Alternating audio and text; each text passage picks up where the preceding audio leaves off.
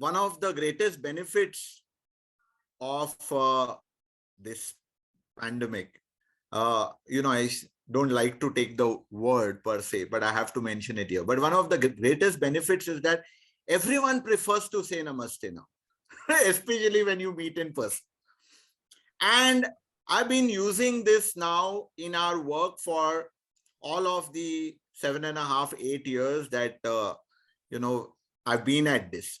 So when I say I've been at this, a lot of my earlier time, almost 2/3 of my career was spent in the other dimension, if I can call it, where I was experiencing a lot of what all of you are going through. Not to say it's vanished, but most of our working world is centered around the things that we have learned from what I call as modern management. All right, it may have come from the West, it may have come from other parts of the world, but modern management is predominantly a set of things which keeps changing. But what I'm going to draw from today, my dear friends, is from that which is unchangeable. So actually, I smile in the last 5 to 6 years when I read about things like, here is the future, the new trends at the workplace, the new ways to handle people. I mean, this is very worrisome because every year we have to learn new things, and now it's become worse. All right. So we have to keep learning how to handle people, how to hold people, how to engage people, how to connect with people, seemingly every few months. But what if I shared with you a set of principles, which is just about 2% of all that there is? Because in an hour that we have, and half an hour for interaction, of course, I can share with you only 7 principles. And that too, it depends, because it's possible that we may have a few things to discuss even during it. So I'm not married to the presentation, but I'm sure we can get through the 7 principles. But coming back, imagine if you got principles which were unchangeable. Wouldn't life be much easier? So that's the good news. But there is also not so good news. To practice those principles will take time. So you can't just pull them out of your hat and say, okay, now I can do this and people will stay. And you know this. But I assure you that if you were to start utilizing what I'm going to share today, you will see change at least in a few months, if not days. That's my guarantee to you. All right, how do I know this? Because I changed the course of my professional life about 7 years back with what I'm going to share with you now. Okay, which is about Chanakya's wisdom and more. So let's get to it very quickly because I have so much interesting stuff to share and the time is always less because there is lots and lots available to us, but we will discuss a few of them. Yes, so let's go. Here is my colleague Tejal, you can see her on screen, who's also a contributor to what we've developed for you and also what we therefore work with organizations on this. My deepest thanks to all of you while she gets the presentation up for actually taking the time to join in. And it's incredible because I see that Sachidanand, even before we've started, our principles are working.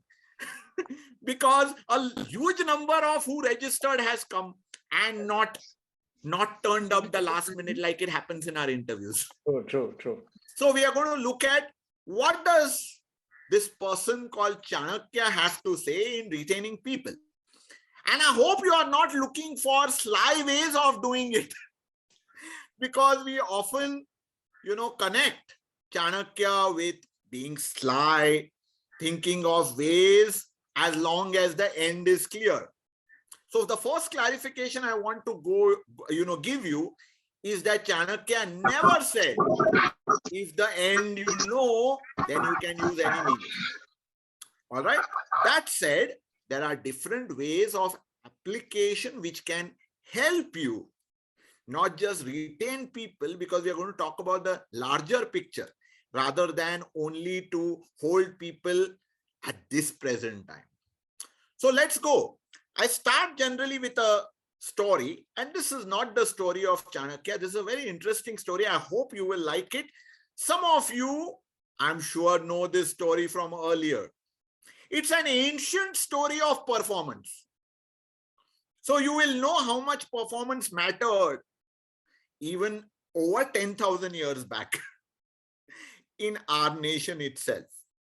So there was a boss, a manager called Vishnu, and he had two team members, one who is Narad Muni, the other called Garud. Yes, the same image that you see on the screen. Now, I'm not going into the details of each of these guys because you have an idea who they are. So just for the moment, stay with me to relate to the story I'm going to share with you. So Vishnu, at this point in time, the manager was spending time talking to one of his two team members, which is Narad. Narad was largely by his side, and when he wasn't by his side, he was the ambassador of his organization, going to all corners of not just the earth, but the universe, talking about their organization. That was Narad. So Narad, knowing that, I'm doing so much for my organization as an ambassador, he slides a question, slips in a question to his manager. He asks Vishnu, who is your favorite manager? Who is your favorite team member? All right. And more specifically, your direct report, which is the two of them. Who is your favorite direct report? And Vishnu says, why? Of course it is Garud. And Narad Muni is shocked because he was expecting his name.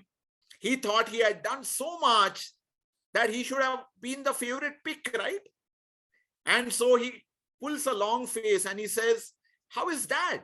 I don't understand. How could that be? I'm doing so much. I always have your name on my lips. Narayana, Narayana, the other name of Vishnu. I am your messenger and ambassador in the three worlds, Trilok as it's called.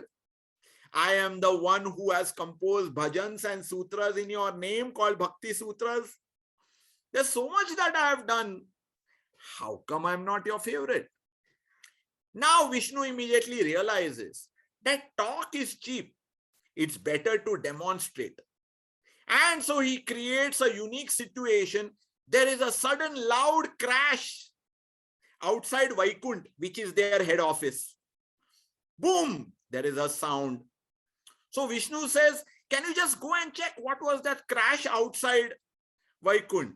Narad immediately, the loyal employee that he is, the committed employee that he is, he rushes out of Vaikunth to see what was the reason for the crash.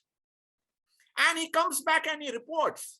He says, oh, Dev, it was, Dev as in Lord, it was this milk woman who was carrying some pots on her head.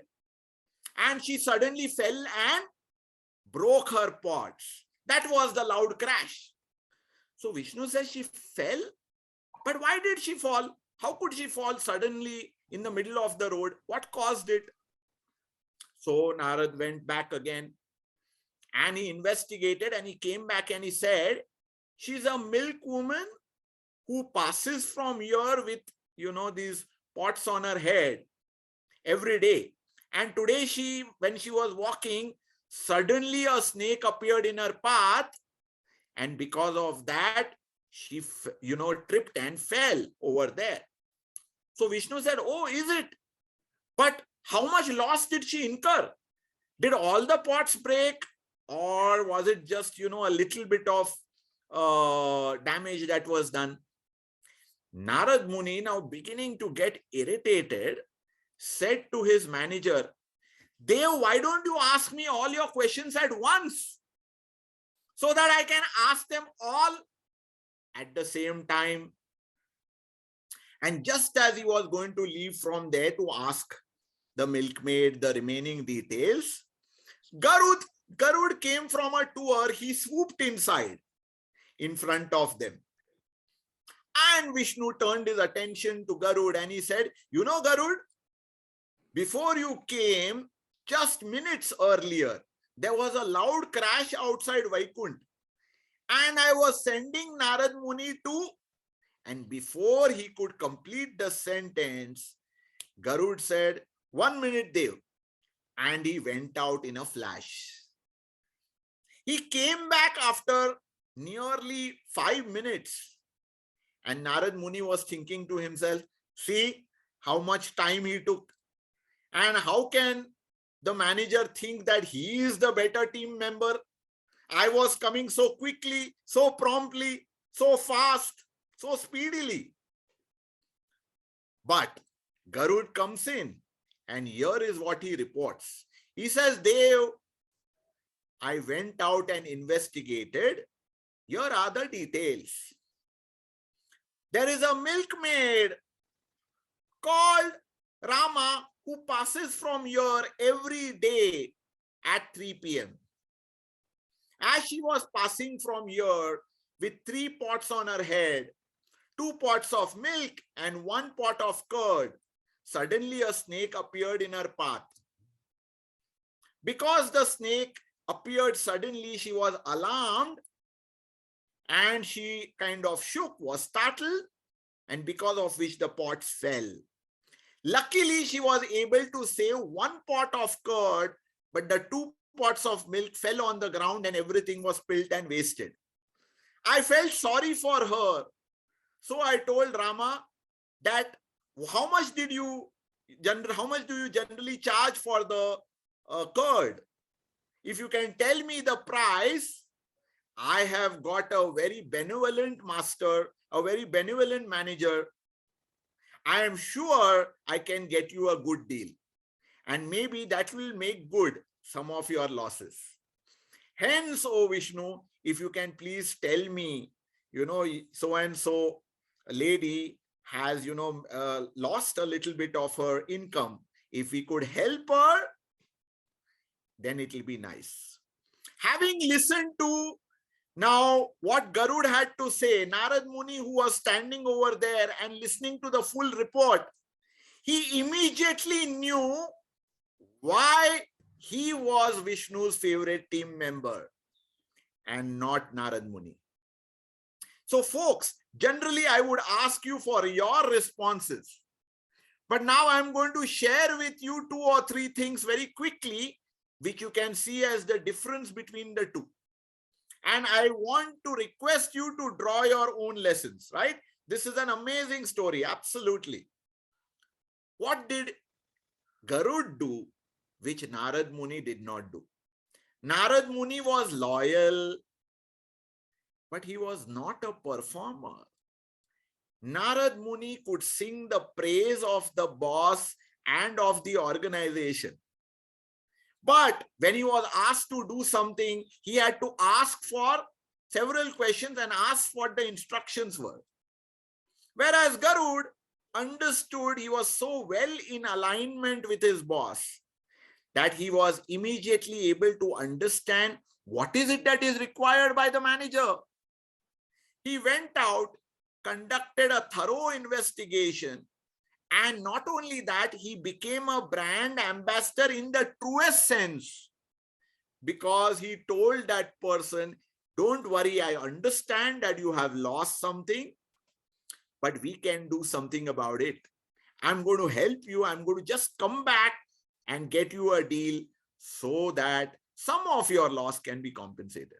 Isn't it a beautiful story, my dear friends? And this story is from our Purana. And you can see the difference between Narad and Garud. And I have narrated this story so many times and also used it with a lot of organizations in my training and other initiatives. And you know what? Many of the seniors, I asked them, are you, first of all, a Narad or a Garud? And in your team, do you have a predominance of Garuds Or do you have a predominance of Narads? Mind you, Narads will still be there. But if you have a large number of Narad Munis and barely no Garuds, you know what the organization culture is going to be.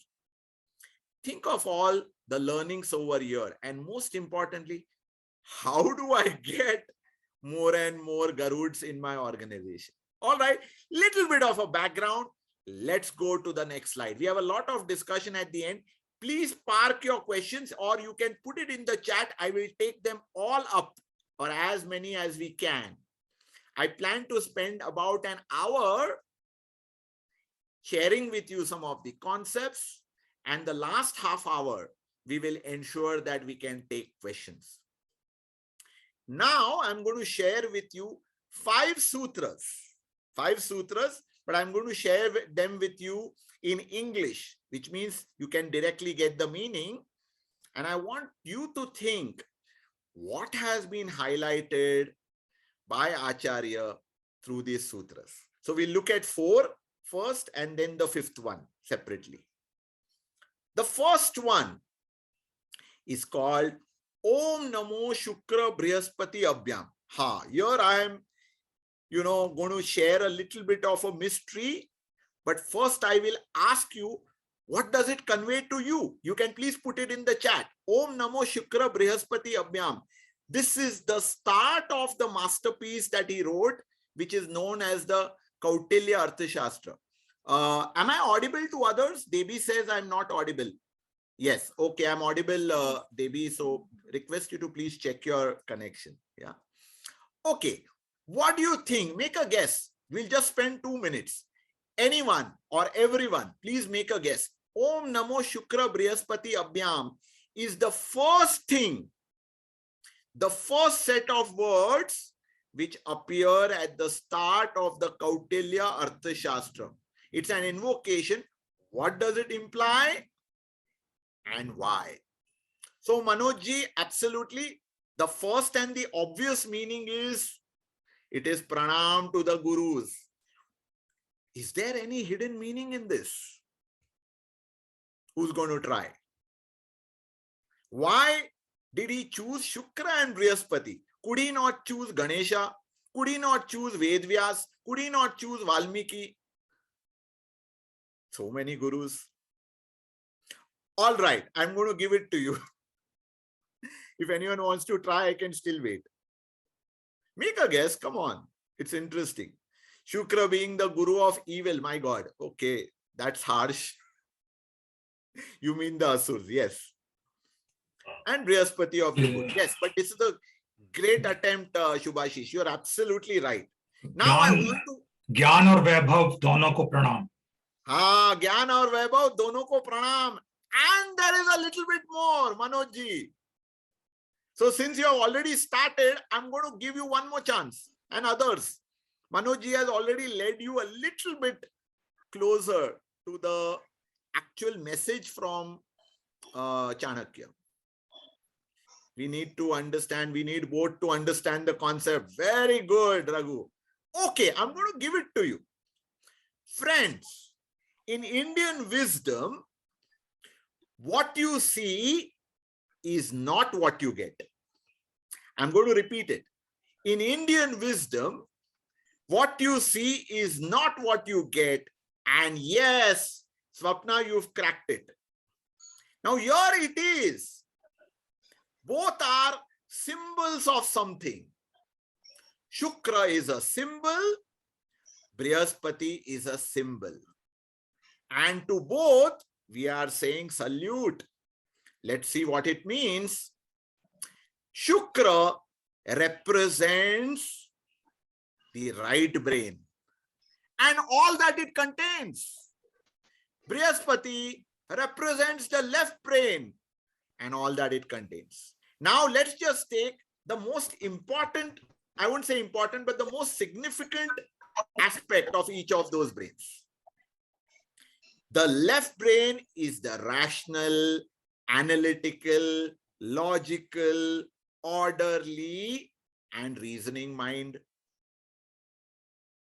And the right brain is that which is creative, emotional, poetic, and empathetic. So Chanakya says, my friends, he tells everyone who's studying Arthashastra, you need both reason and emotion. You need both intelligence and empathy to be a leader. What a powerful message. So invocation is not just an invocation. An invocation is a very powerful message, and therefore you see the emotion on your screen, the emoticon on your screen, or the image on your screen, which shows the PCB and the color, the brain and the heart, the reason and the emotion. How powerful this is, my dear friends. So the first lesson for you, next please, Tejal. The first lesson for all of us from today's session, if you want to take it away, you can write it down. Otherwise, you will, of course, get the deck, I hope, for at least all those who attended. First is, have the ability to think with a reasoning mind and simultaneously have the ability to think with an empathetic mind. And yet, Chanakya says you have to have the ability to cancel out both and think with an empty mind. So my dear friends, for the rest of today's discussion, I'm going to request you to forget all that you know and listen with a completely empty mind. Because when we listen with a lot of conditioning, then we may not take in as much as we could if we are with a beginner's mind, as it's called. All right. So this is the meaning of this beautiful invocation at the start of Kautilya Arthashastra, which says, Om Namo Shikra Brihaspati Abhyam. This is lesson number 1. Let's go to the next. Yes, lovely, Shilpa. Very happy to hear. So here are now some quick sutras of what Chanakya says in the first book, 19th chapter of Kautilya Arthashastra. Okay, I'm not going into details of the Arthashastra. We'll keep it for another day. But he says, yes, you can click again, Tejal. He speaks about availability, accessibility, and empathy. And you can read the sutra for yourself, but he's saying very clearly, in case you are difficult of access, please remember, you'll probably end up doing the opposite of what you really ought to do. See how powerful this is. Are you clued in to what your team members, your talent, your direct reports, people down the line really are feeling and thinking? Next, please. The second one says that there should be a sense of urgency. Please don't confuse this with Stephen Covey's urgent and important matrix. I know there are other names for it, but most of you will remember it as Stephen Covey's urgent and important. This is about a sense of urgency, because he says, first of all, matters which should not come to you should be delegated. You should create a system in such a way that those which others are supposed to, do it themselves or are more competent to do it should not come to you. But once it comes to you, have a sense of urgency and do not put it off, because procrastination, as you know, is a thief of time itself, but it is also a thief of peace. And it will make things difficult to settle. So ask yourself, how high is my sense of urgency? A little later, I have a self-introspection for you, which in Indian wisdom we call as a swadhyay. We'll pause over there and I'm going to give you about 5 to 7 minutes for you to think about what we learned and how can I inculcate it, how much of it is there in me. But that will come a little later. Number 3, it speaks about involvement. It speaks about anything you do, whether it is creation of a policy, whether it is a large initiative that you are venturing into, or whether it is seeking solutions for how to address the present crisis. He says, please don't do it alone, no matter how high up you are in the hierarchy.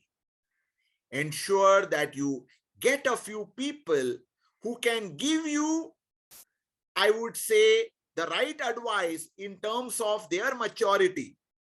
They don't have to be things that you agree with. But if you can get a few perspectives, no matter how diverse, you will be able to reach decisions. And that may help you to really act after that. Next, please. And the most powerful engagement tool known to mankind is listen to everyone. I'm going to read this out because the message here is so powerful. He should despise none. Don't let any kind of ego cloud your intellect, but should listen to the opinion of everyone. A wise person should make use of the sensible words of even a child. The child is not a kid over here. The child is the most junior employee. The child is the most unattended to employee. The child is the most distant person in terms of geography or in terms of your, general tendency to listen to. That's a child. Do you really listen to those who are normally ignored? And mind you, we are not talking only about COVID times. We are talking about at all times, because what you face now is also an indication of all that you have been doing before these times. So with Om Namo Shukra Brihaspati Abhyam and these 4 sutras that we saw, here is lesson number 2. Be available, be accessible, listen carefully, show urgency, and involve. This involvement is both ways. How involved are you with both your minds, and how involved are your people? How much do you consider them in good times and in not so good times? This is our lesson number 2. Okay, please dwell on these lessons as we are on this journey of learning for the next 45 minutes. Just keep dwelling on them, because we'll then take your questions on each of them, because I'm sure you will have doubts on this. You probably may even have objections. Hey, I'm doing this, Rajesh. Anyways, what are you telling me? Next, please. Now, I'm going to introduce a concept to you, my dear friends. I suspect that this concept may be new for many of you. It's also possible that a large number are aware. But in my understanding, there are lots of people who are completely unaware of these 2 concepts, which is absolutely okay, because I'm going to tell you what they are. There is something called Shruti, which is the earliest Indian wisdom that we have, because Shruti is through the power of perception. It means literally to listening, but this listening is not listening with the ear. This is listening with the whole body. So our earliest ancestors, if you will, which we call as rishis. Rishis are not just saints. Rishis are scientists. And scientists were able to perceive certain messages from the universe, from nature itself. Whatever they perceived, they put into what we know today as the Ved. We refer to them sometimes as the Vedas, but the Vedas is just simplifying it and anglicizing it. So, 4 Ved hai, jo sabko pata hai, at least names you are aware. The Rig Ved, Yajur Ved, Sam Ved, or Atharva Ved. So these became the Shrutis, and of course there were Upanishads, Brahman, Aranyak that came from them. I'm not going into that, okay? Just focusing on the concept. From that, they gave the lay persons, the whole of society then, something called as Smritis. It's like saying, hey, we gained so much knowledge, but we are handing down to you certain guidelines for you to remember. So Smriti means memory. So from that whole set of Ved, what are some of the key guidelines to remember? And Chanakya gives us these guidelines fairly early in the Arthashastra, in the first 2 chapters itself. Let's go to them. So Smriti are basically referring to guidelines. What are these guidelines? What are these guidelines even referring to?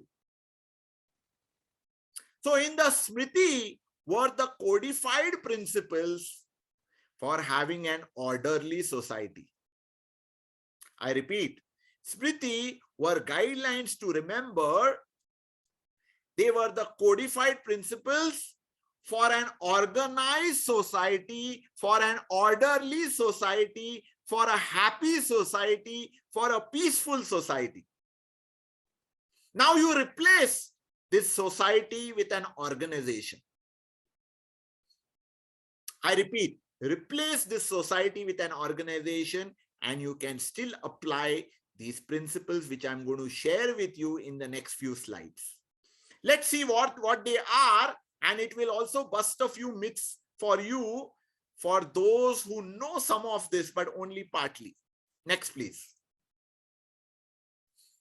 So I'm going to share with you something which we refer to as, when I say we, the organization that I represent, we call it the rules of 4.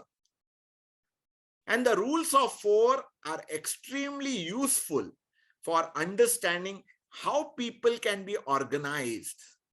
Okay, let's look at this. It's very interesting. We'll look at 3 slides, one after the other, and see what is the essence of this. So the first rule of 4 is about 4 goals for humans. Please click. Then there is about 4 roles for humans. And then there are 4 stages for humans. Okay, these are referred to as, you don't need to remember this, my dear friends. I'm giving you the meaning. Purushartha refers to the goals of human existence.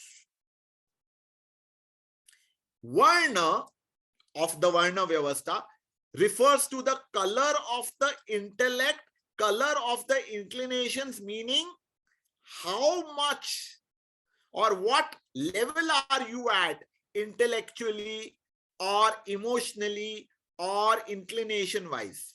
Okay, I will give you a few examples after this. And third, which is referred to as ashram, refers to the stage of life at which you are present and what you are exerting yourself to. What does that mean? Let us see in easier terms what these goals refer to, what these roles refer to, what these stages refer to. All right. Now in organizations, we speak about goals. So you understand that. In organization, we say, oh, roles.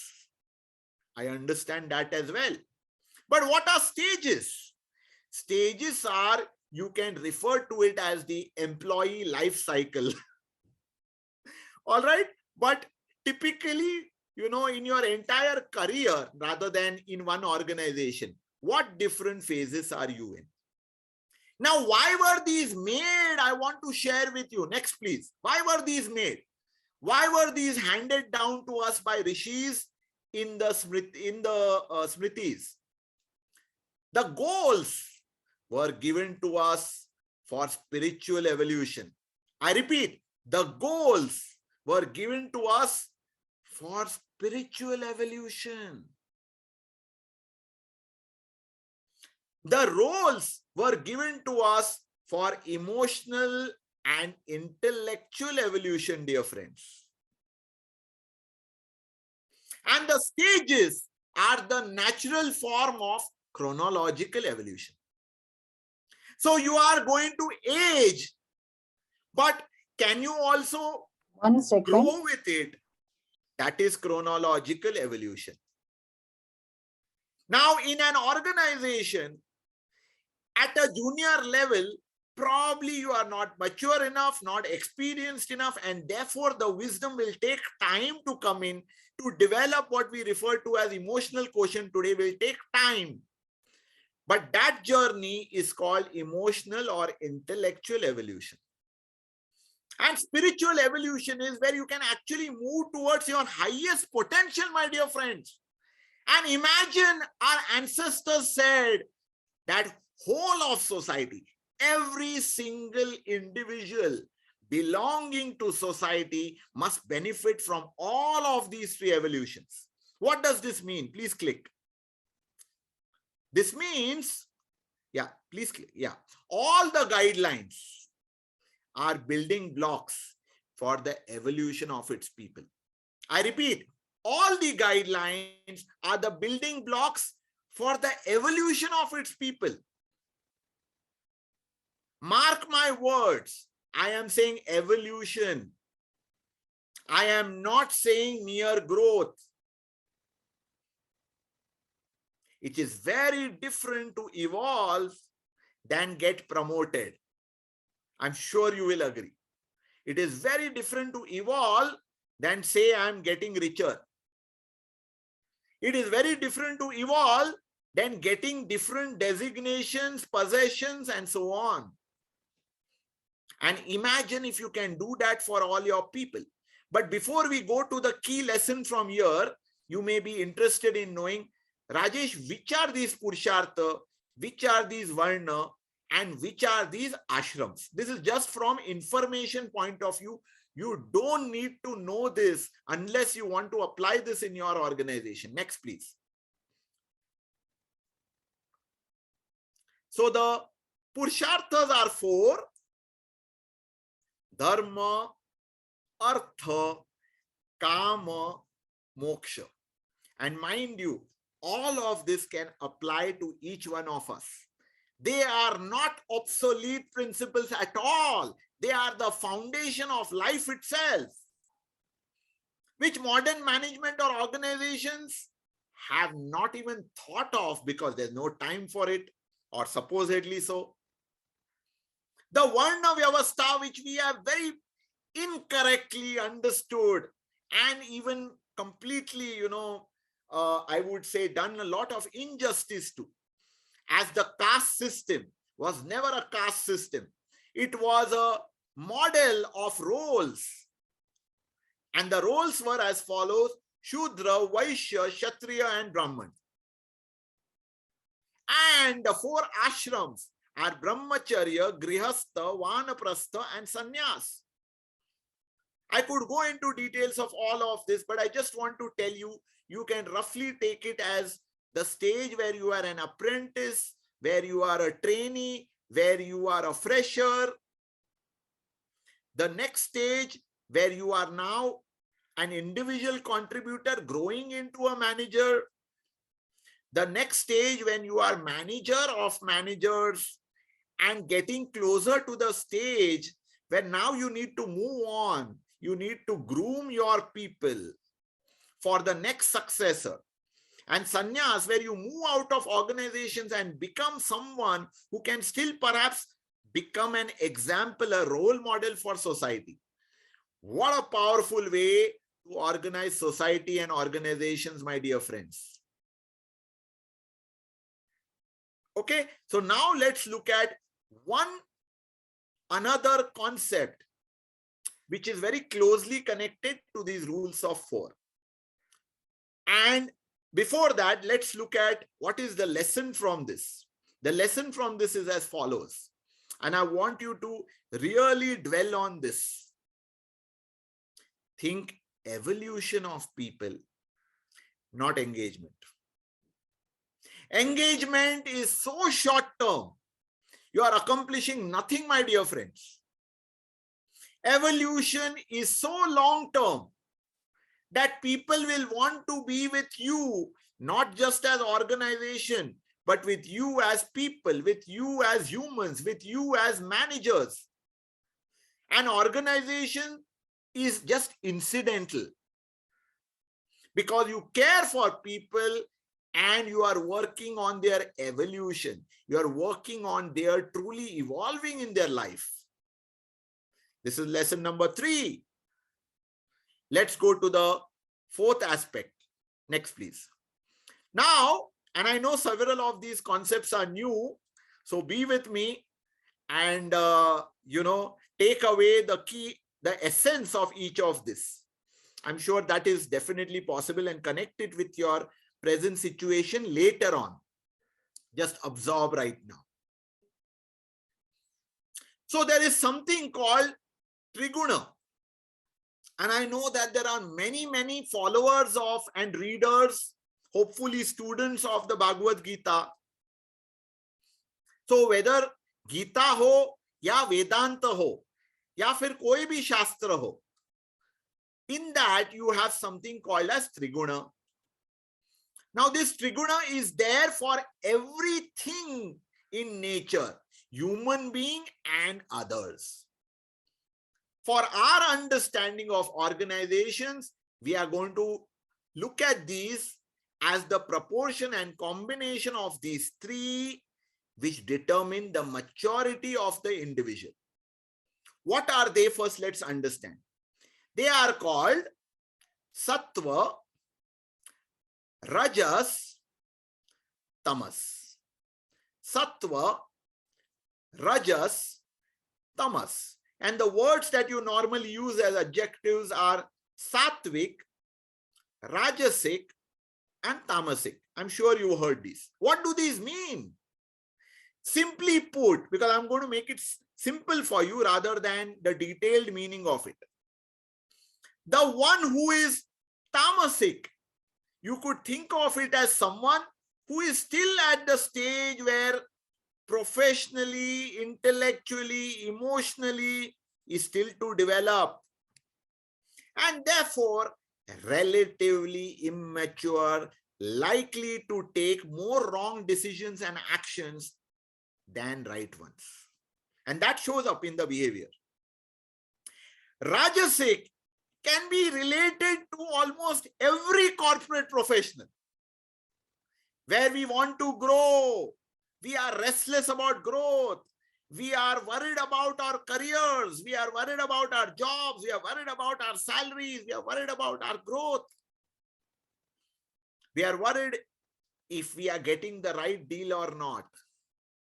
We are worried about the next organization that we are going into or should be going into. And we are also worried about the next talent who's going to join our organization. All sorts of restlessness comes in what is called as Rajasic. This is the mid-level. And then there is a Sattvic, who is someone who has a lot more emotional, intellectual maturity, who sees things in the long term, and who is what we would refer to as an enlightened individual. And that enlightened mind generally is far more calm and peaceful, not static, very dynamic for that matter, but is calm, can handle things well, can deal with various people. And we do cover this in great detail, my dear friends. This also we can cover in another session. What does it show up as in actions? I'm going to give you just one. All right, just one for an example. Let's consider communication, just so that you get a sample of how does this operate. Communication, the tamasic individual understands what is called as Vad.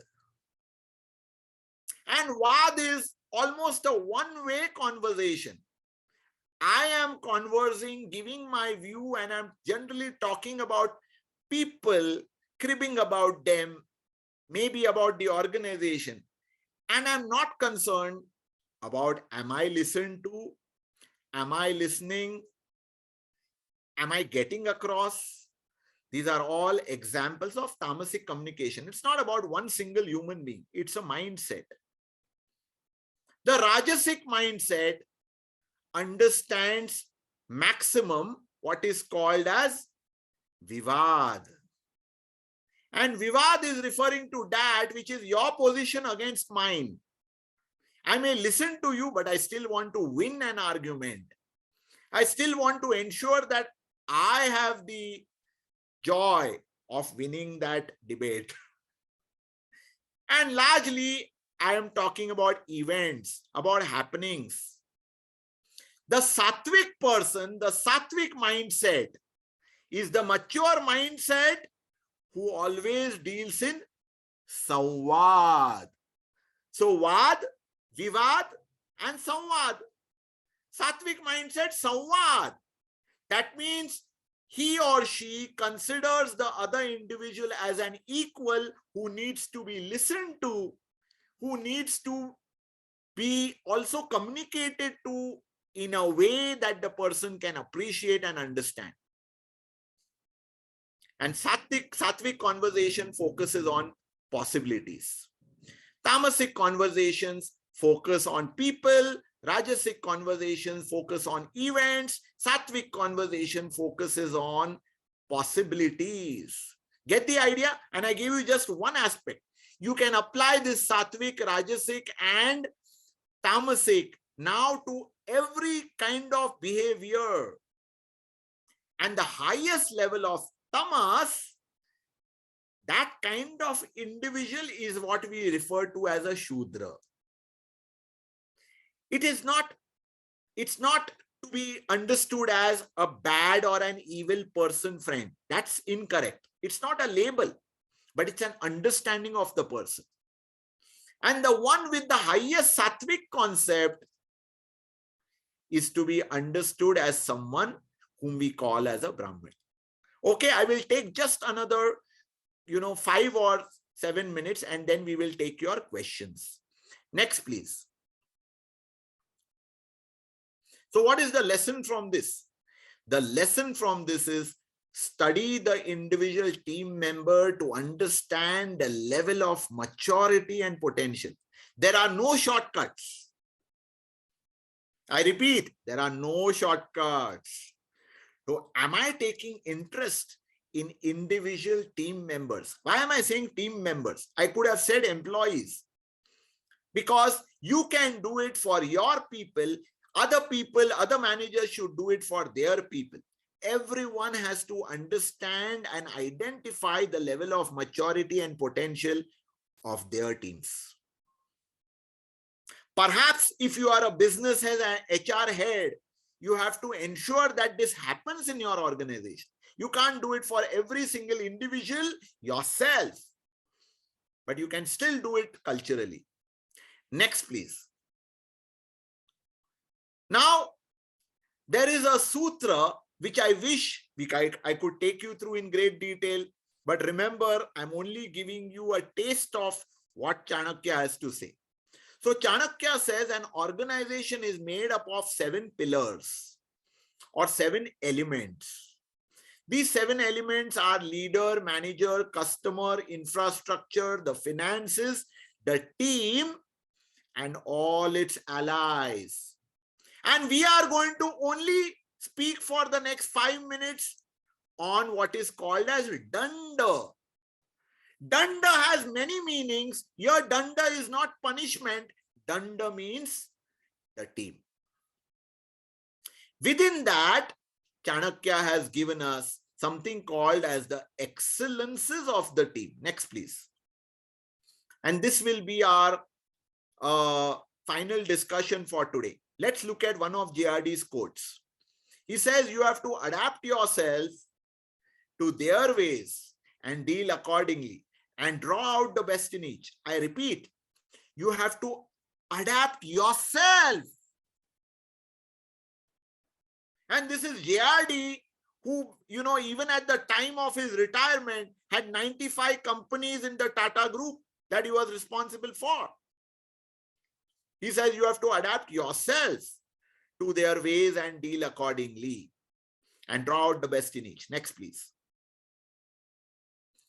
So I'm going to share with you one gem. And from this, I'm going to pick up just two qualities.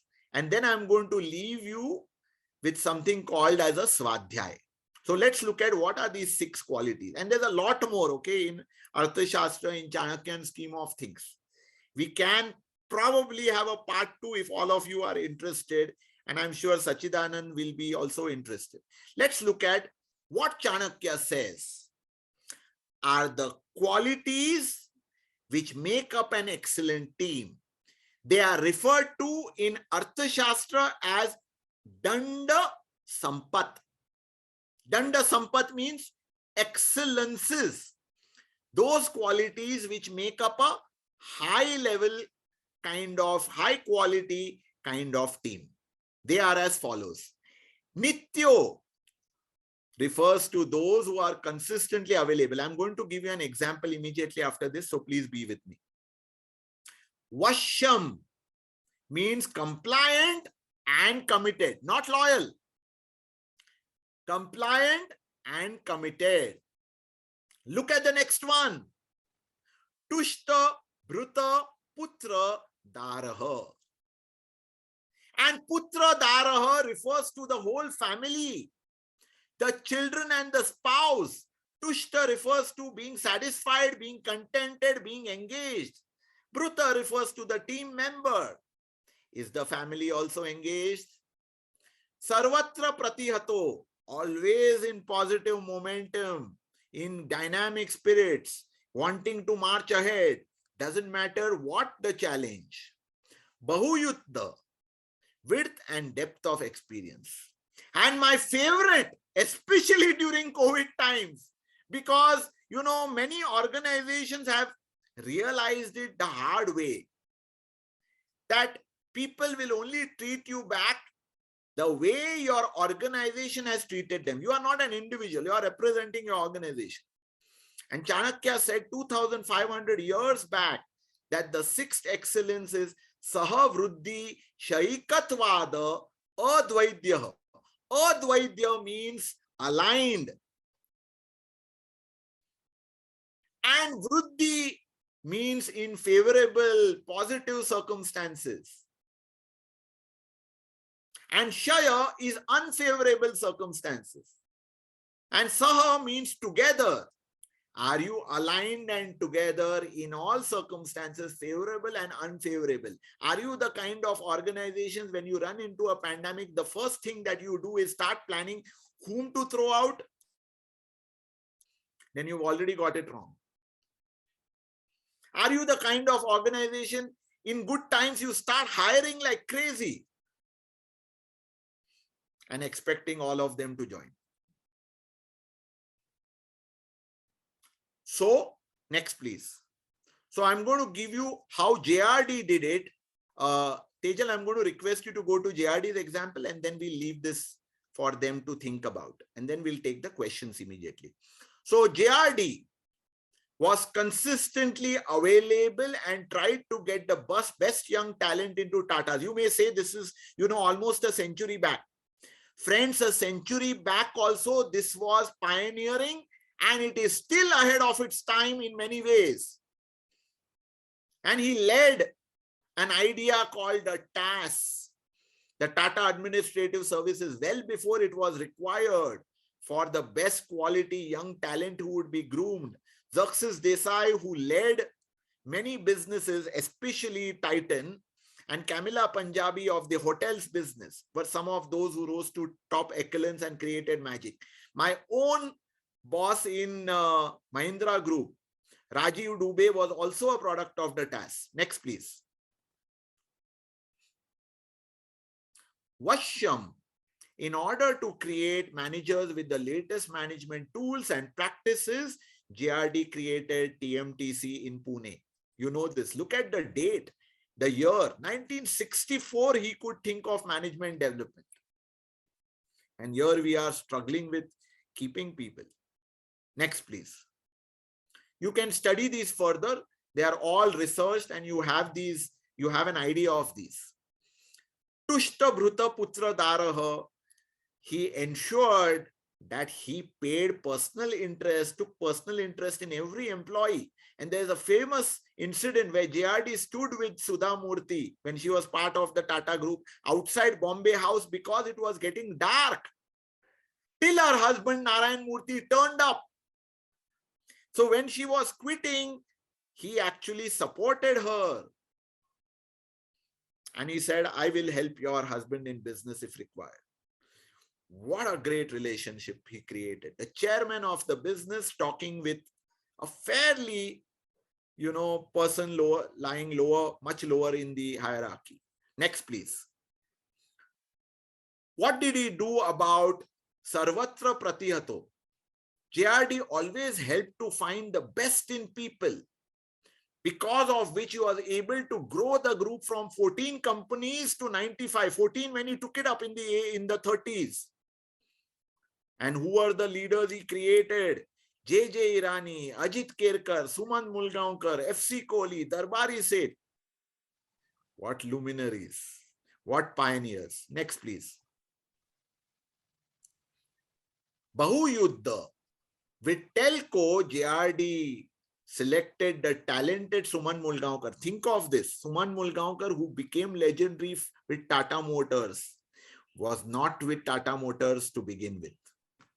He identified in the Associated Cement Companies, ACC, that time part of Tata's, which itself was a tremendous, vision.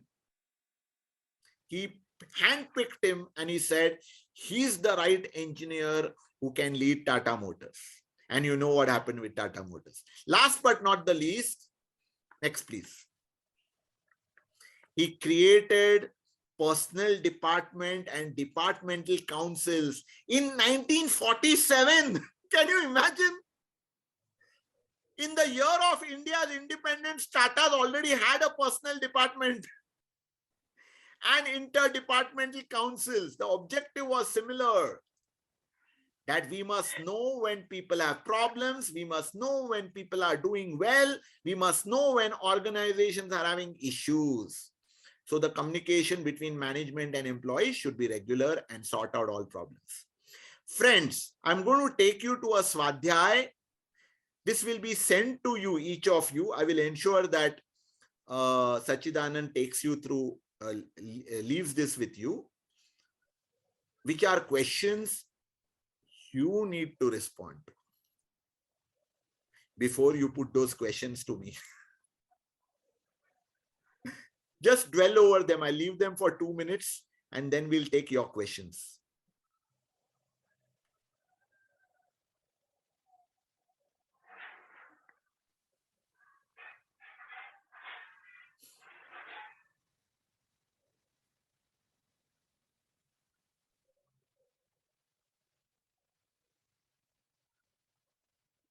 You'll see the focus here is first on you as a leader, and next on the one you are leading. You can even ask yourself, am I the Vishnu who is nurturing more and more Garuds? Or you are leading more and more or creating more and more Narads? Mind you, Narad is not a bad guy, but he is the one whom you need lesser of. Definitely not your talent which is going to lead the organization, number one. Plus, what about the fast moving talent? How do you create a culture where Garuds will stay far more than Narads? Hence that story. Okay, so Tejal, you can move to the lesson at the end of this and then you can close the presentation.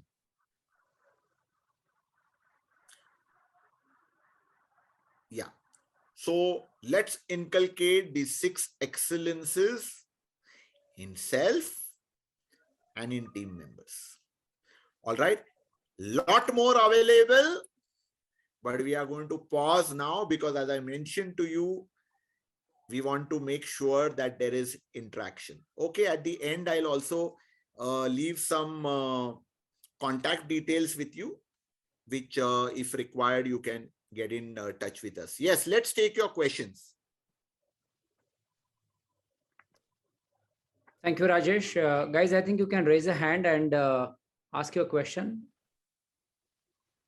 There's a button called reactions in the bottom right side. You can clap if you liked Rajesh's session so far. You can unmute, please. Yes. Yes, go ahead. Any questions? We have still held 50 people. Okay, maybe minus 3 of us. That means it has been at least interesting and intriguing for all of you. Yes. And we still have people joining. That's interesting. Yeah.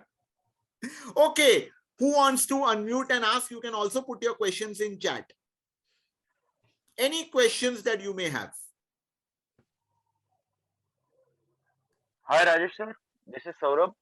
Aji, Saurabh, please ask. How are you doing? I'm doing good now. Thanks for asking, sir. Please ask. Pardon me for my voice. It's a bit itchy at the moment. My throat. It's absolutely fine. Take care of yourself.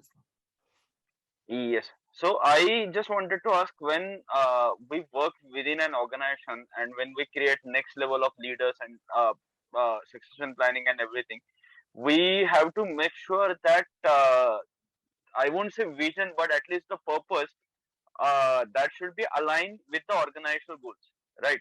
Yes. So somebody who is working with a purpose, not because I mean kahi to job karna hai to yahan kar lete wala attitude, right? So, but sometimes it is very difficult for everyone to find their purpose. I mean, it is not an easy thing, right? Correct. So, how we can help employees to find out their purpose and possibly align it with the organizational goals? Lovely. Absolutely possible. But I'm afraid, Saurabh, this is not a single line answer. Okay. But there is a process, and there is a process which we use. You can call it the visioning of the organization and aligning others with that vision. All right. And it's also possible. I know you are speaking about individual employees, helping them find a purpose. It's definitely possible. There are a set of, I would say, questions which you need to engage with the person first of all, because you can't just send a question and say, hey, find your purpose. But using which you can develop a certain direction for the individual to find a purpose. There's no guarantee. It's not like in one conversation, oh, the individual has found his or her calling. Aisa nahi hai. But there is a process. It's possible. More importantly, when you find a direction that the individual wants to take, the aspiration which the individual has, it is more important to find the linkage between that person's aspiration and purpose and your organization's purpose. And more importantly, do the values, at least, are they compatible? Does that help, Saurabh? Yes, definitely. But if you can recommend few at least tactics or methods where at least we can help to think in a direction, what could be my purpose? Yes. So Saurabh, let's do this. Please get in touch with me. We'll do it for you. And you take it to your organization. Is it okay? Sure. Absolutely. Let's have a couple of conversations. I'll help you if you don't already have it, or at least redefine it. आप अपने company के लिए कर लो. Yes, sure, sir. Okay. All right. Thank you. Wonderful. Thanks for that question. Thanks, Saurabh. Any more questions? Anybody would like to know anything from Rajesh?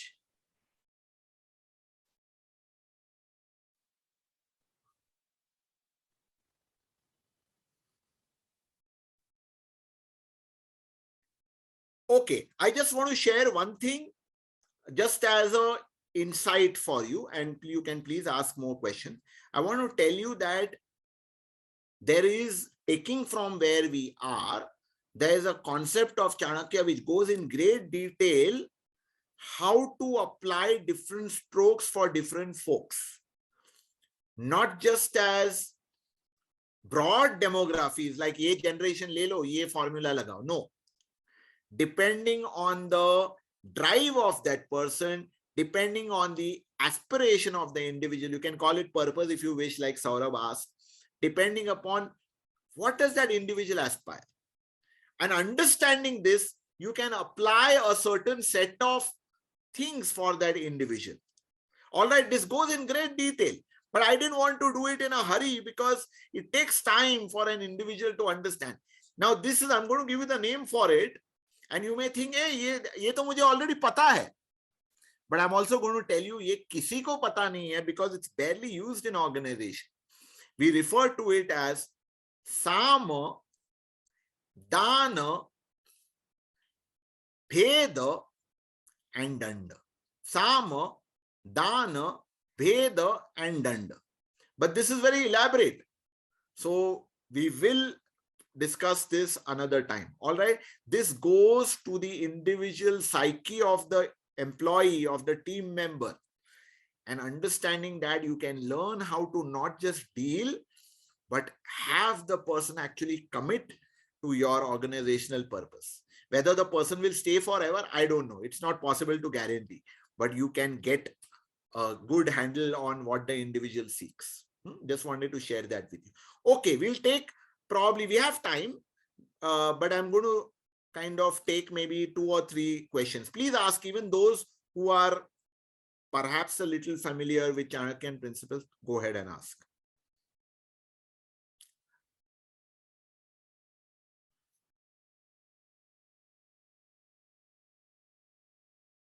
We gave a lot of answers, Sachidanand. Yeah, I mean, as we keep saying, right? I mean, if no questions, mean either it is understood fully or sorry, we couldn't hear you. One of that, right? So, friends, I think.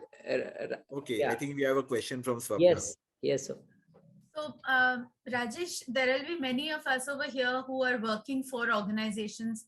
We are convinced about the philosophy, but we might have a leader at the helm who probably might not be the kinds who would appreciate that. Yes. How would you advise us to actually enable us ourselves to influence the leadership in our organizations? Because absolutely, this is the most important factor probably. And I'm going to address this. I know we have a few business leaders and we have a lot of HR folks. So for business leaders, first of all, be ready to be coached, be ready to be trained, be ready for others to tell you things which probably you are not used to. I'm saying this from experience. I'm sure Sachidanand will repeat the same. Many a times we think all the challenges lie lower down. But one of the greatest challenges is with us. All right. And whenever we have worked with leaders, they are the ones who actually bring in the change. That's for leaders who are there on this chat. And for those who are HR folks or connected with talent engagement, talent management, hiring, friends, I'm going to request you to first of all speak up. Okay, I know this is very simplistic, but speak up. But when you speak, think of not problems, but think of also the solutions. You investigate, you research, you understand the challenges. There's a lot of, I would say, models and practices and tools which are available in Arthashastra for doing that. I'm going to share this one, which I know Swapna is aware of, but I'm going to share it for the benefit of others. And every single business leader and HR person can use this. These are called, we refer to it as PPA. These are called as Pratyaksha, Paroksha, and Anumana. Pratyaksha, Paroksha, and Anumana. I'm going to start with Anumana first. Anumana is what people keep asking on groups. Hey, do you have 2022 salary trends? Do you have a report of what the new workplace is going to be, and so on, which are industry reports and public domain published data. Someone else has done the research and you want to garner the information from that. Okay, that's number one. Paroksha is what you have gained as information from people whom you can rely on. So they can be reliable team members, they can be reliable consultants, they can be reliable colleagues in other organizations. This is paroksha. So someone else's experience, first-hand experience, is called paroksha. Pratyaksha is your own investigation by yourself, by asking maybe 25 people, engaging in conversations, asking them deep questions. So if you do your investigation using a combination of pratyaksha by yourself, paroksha, taking the views of others whom you can depend on, and combine it with anumana, which is gleaning the information from industry reports, then you can go back to your, what we call as Swami, your leadership, and say, here is what I believe in, and here is the data which comes from these three sources. I am suggesting, can we do this? It will 100%, I guarantee you this, it will 100% at least make your leader listen. Whether he or she will act, one can't tell. Little longish answer, Swapna, but I hope this gets somewhere. Very important to examine where we stand as leaders, dear friends. Yes. Yes, Charu, please go ahead. You'll need to unmute yourself. Sir, I am a freelance editor, but I used to work in organization. So I always felt, that time I did not understand all these things. But I always felt, seen all these things in companies that they work hard, they don't get appreciated, and they just leave without saying anything. And the same thing also happened with me. So I feel that this might also be happening now as well. Absolutely. So how people like us who did not prove themselves, or they worked hard, they actually proved their mettle, but which was not Recognize. yeah. So Yes. then what should be Lovely. what should be that thing, a person like a person who is at a very Yes. like a process Yes. person, very junior in an Yes. organization. So how should this person actually move ahead to prove Yes. himself and say that I don't want to leave, I like this company, but I want to prove, because this who is higher than me is Yes. not allowing me to grow. So Yes. how should Superb this question. So first of all, I want to say one thing before we disperse for today. Please change your concept from the great resignation to great evolution. If there's one thing that we can take away from this entire session, is how are we evolving ourselves and helping people evolve. Report after report has told us that people are in transition, and not only for higher salary, they are rethinking their lives. If you had created a culture where they could rethink their life with you, they would have stayed.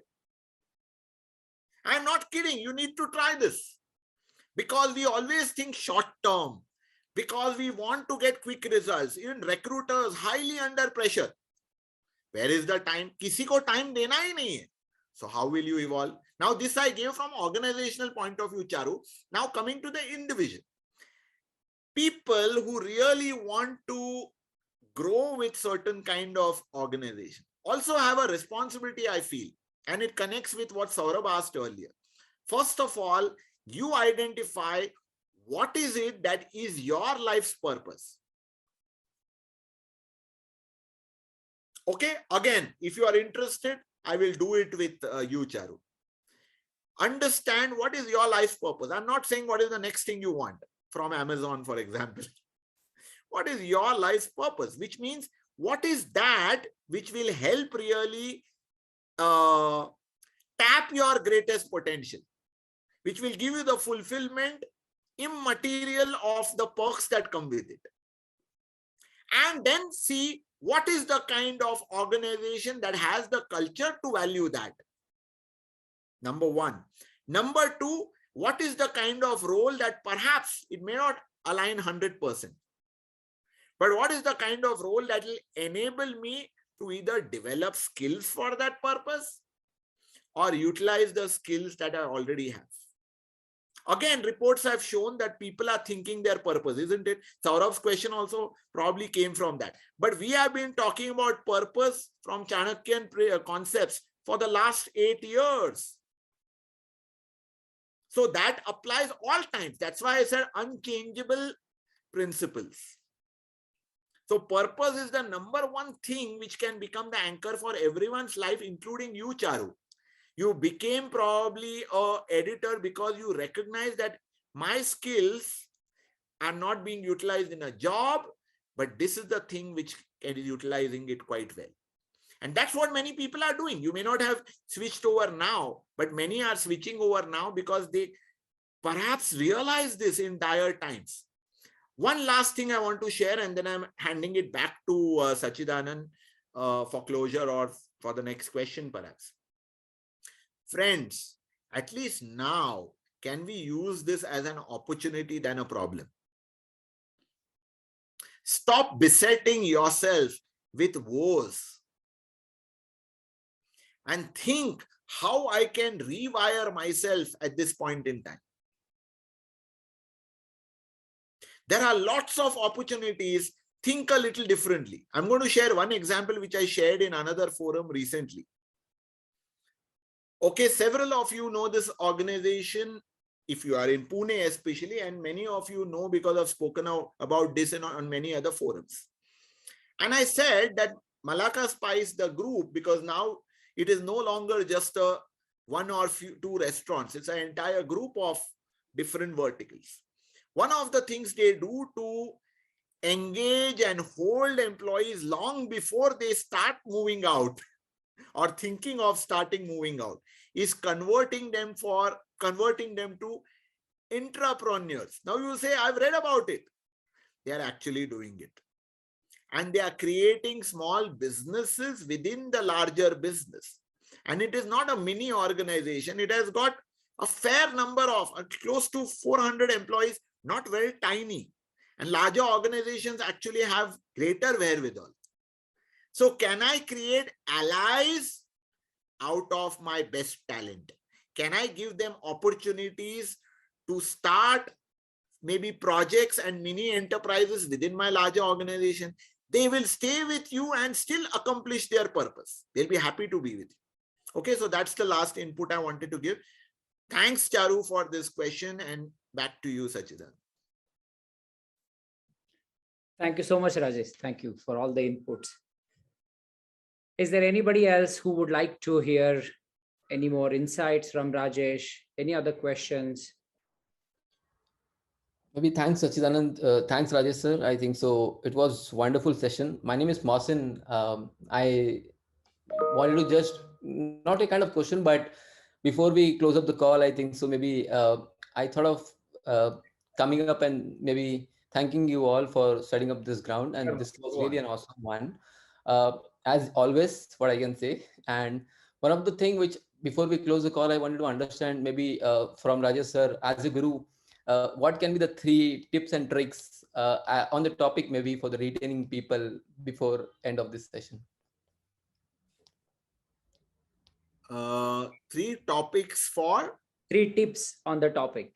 Tips. Oh, 3 tips on the topic. Oh, okay. You probably learned all the lessons. Okay. First of all, Tejal reminds me that one thing for those people who are still there, please don't just, go away from this session with, okay, I gained something. Also, please act on it. Okay, and the 3 questions: what will I start doing? What will I stop doing? What will I continue doing? Coming back to your question, Mohsin, the first tip that I give everyone, including the business leaders, is take interest in people. Study them like you would study your own family, perhaps, study your customers, perhaps, study your money, perhaps. Whatever interests you, the same kind of interest, please take in people. You will be amazed how much people can teach you. That's tip number 1. Tip number 2, don't think in generics and don't generalize and say, okay, ye generation hai, Gen Y, so everyone thinks like this. Gen Z, so everyone thinks like this. You individualize this, personalize this. Now is the time where you have to probably make sure you form a chain where everyone is connected with by someone. If possible, like I know one or two organizations who, at least during the pandemic, they also spoke to their families. If you can't speak with the family, at least speak with every single employee. Someone from management must speak with them. No matter how large the organization, you have a chain. Tip number 2. Tip number 3 is find out what are their aspirations, what are they thinking, and what is it that we can do to help them get there. Listen very carefully. Don't start getting defensive about, hey, we cannot do this, or this is not possible, or you are thinking something completely different. Times have changed.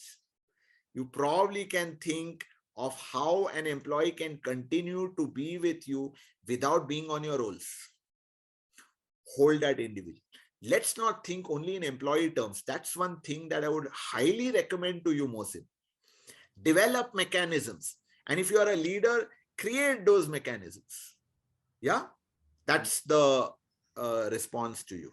Great. Thank you so much, sir. Thank you, Mohsin, for joining.